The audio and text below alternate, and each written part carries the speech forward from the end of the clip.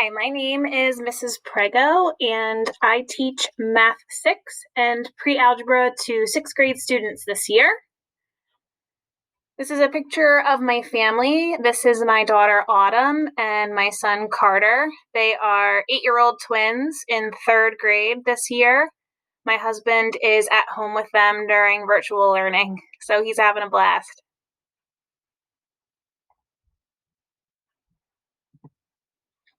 This is a picture of what our classroom looks like.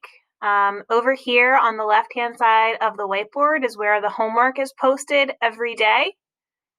Back here, there are manila folders for each of my class periods. If a student is ever absent and a paper was handed out, they should be checking over here to see what they missed. They should also be checking Canvas, which I'll get to in a few minutes.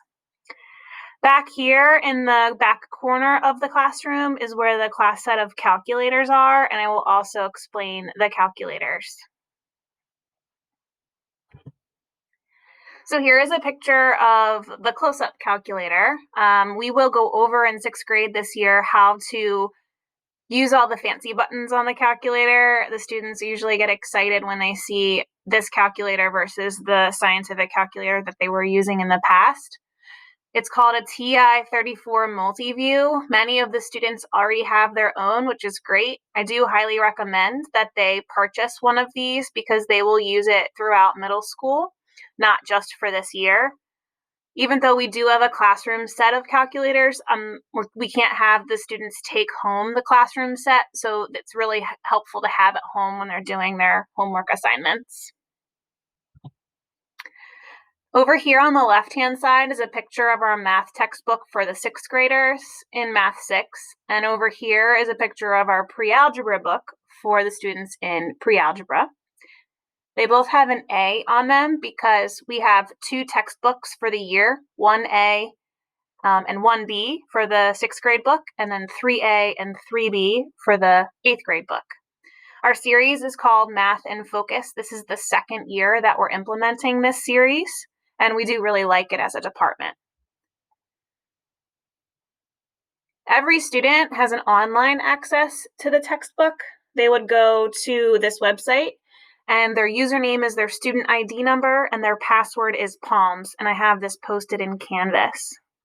Once they log in, they're able to access this textbook with a few other features. So I will show you the 6th grade textbook and what that looks like, and the 8th grade pre-algebra textbook works the same. So we're currently in 1A, probably about January or February we'll switch to 1B. So you click on 1A, and then up top you have the ability up here to enter a page number. Over here you have the table of contents. We are getting ready to finish up chapter 1 in both classes. Students can add a note by clicking right here, and it adds a note right into the textbook. They can toggle between a smaller page or a larger page. They also have different view options if they want to view 2 pages at once. And finally, they could search for a specific topic.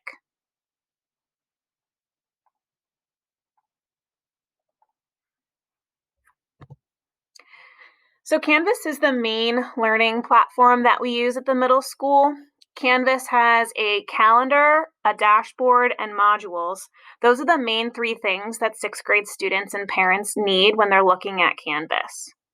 The calendar is really important because it lists what was done in class and what's for homework each night for every single one of your child's classes. If you click on the word Canvas, it's going to bring you to a Parent Observer account direction sheet, and you can follow these step-by-step directions, and it will set you up with an account so that you can see what your child sees in Canvas. If you already have that, great. If not, if you have any questions or you need a pairing code, please email me and I can provide that for you. This is what the calendar looks like in Canvas once the students log in. They'll see their classes kind of start to build a list for under each day. So for example, if they wanted to look at what we did in class in math yesterday, they click on math There's a description of what we did. I usually always link the worksheet or the notes that were provided in class that day, what the homework is. Here's the section for, again, how to get the math textbook online. And then a video at the bottom is usually something I post, either a video or a picture of some type of notes to help just support what we did in class that day. And I do the same thing for my pre-algebra class. Over here, sometimes students say that they're not seeing a specific teacher's assignments, and that's because they have the calendar turned off. So you can see if I scroll down, these two are colored, purple and green. That corresponds to the color of the assignment. And if I wanted to, let's say, turn on the reading course, that color just was brown, and now you can see all these brown reading assignments just popped up. So if they're ever missing something on the calendar, they need to turn the calendar on. Sometimes they just accidentally turn off, or I'm not sure what happens sometimes.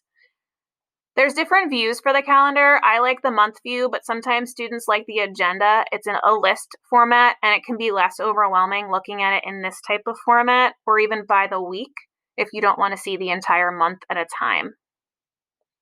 The second thing that I want to show you is what their dashboard is going to look like when they log in. The dashboard is where all of their courses are. So they look like this, and the title of the course is listed. They can make the dashboard look a little differently if they like. I don't prefer the list view because this is what they see. So I like the card view. And they would click on math, or they would click on pre-algebra. This is the home page in my course, and they can access the calendar right from here or by clicking right over here. Again, there's another way to find the textbook. There's some manipulatives. PowerSchool is where they will check their grades, and then the course syllabus. And then finally, modules is what is the next thing students will use in Canvas. Modules is basically the calendar in a list format. So you can see September is starting at the top, and then the dates go down in a list along with any of the papers that were handed out that day. So my modules correspond to exactly what I post on the calendar. There is not a difference between the calendar and the modules, just the different way of viewing it. All right, and then we have PowerSchool. PowerSchool is where you're going to want to check grades. So Canvas does have a grading section. However, I do not use the Canvas grading section for everything. PowerSchool is where everything is, and that's where you want to make sure you're looking. That's the main place to check grades. So if you click on this right here, this will link it to a parent registration if you're not already registered to see your child's grades. There are directions on how to get registered. And then there's a link here to log in once you are registered. And it's student and parent friendly.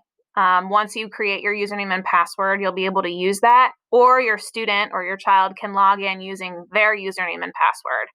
And it's the same username and password that they use to log into Google without the @palisadessd.net.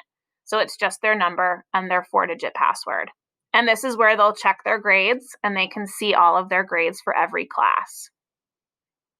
If you ever have a question about a grade, or if they ever have a question about a grade, please encourage them to email their teacher, and we can address that with them. One of the things that I do grade in math is Khan Academy. They will get assignments based on what we've done in class, and what they'll need to do is they'll log in through Clever, something that they're used to doing, and they'll see a dashboard for Khan Academy. The dashboard displays both their active assignments and ones that they've done in the past. There are two tabs. There's an active tab, which it defaults to, and a past tab. So if they are ever missing a Khan Academy assignment, it would be in this past section. Students can redo assignments to earn a better score. They can redo them as many times as they want until it's due. And then once it's due, I do take that score and enter it into PowerSchool as the grade on that assignment.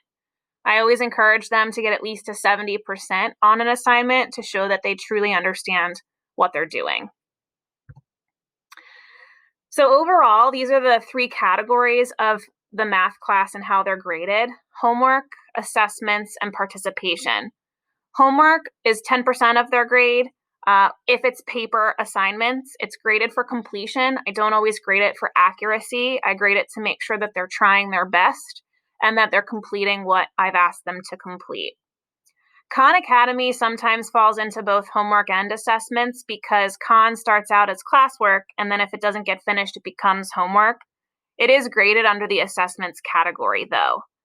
So the assessments category is kind of a category for everything else. It's 85% of their grade, and that is Khan. It's also any classwork that they might do that I grade, tests, quizzes. It's pretty much everything else besides homework and participation.